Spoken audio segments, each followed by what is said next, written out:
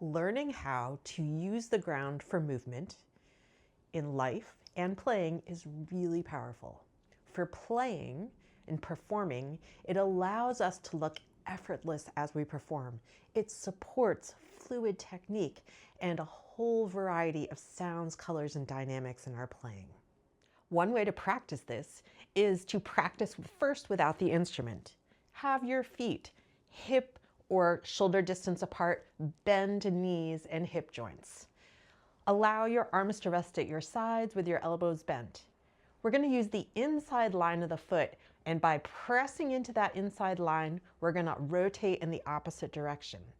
To come out of this, we're going to use the inside line of the left foot, which will rotate us in the opposite direction, back to the right. And we can play around with this transfer of force, foot to foot, that moves the upper body. So we're using the ground for the movement. Then we can coordinate arm movement into it. Same setup this time. As I press in with my right foot, my right arm is going to go across my body. And then as I press in with my left foot, that right arm comes back and my left arm crosses across the body. So can I get this coordination, this fluidity between pressure in the foot and the movement of the arms? Take it a step further, add a little weight into your hands. So I've added a 2-pound weight into my hands, palms facing up, only enough pressure on the weight to hold it in the hand.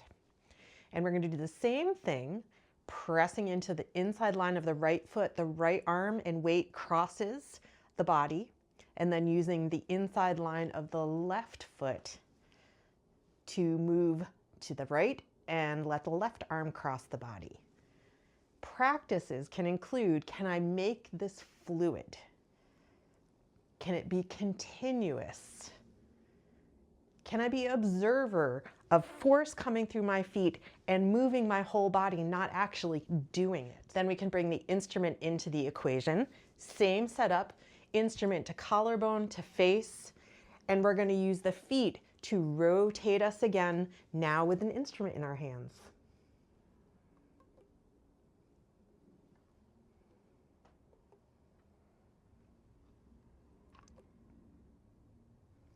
Then we can add playing, starting with something simple, with just making a sound. Our focus remains on the pressure coming in through the foot and then up through the body and moving fluidly.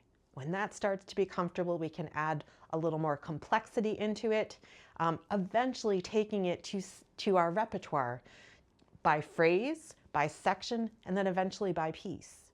So imagine that this movement is allowing you to see the whole space in your performance, whether you're on a large stage or in a smaller, more intimate performance place.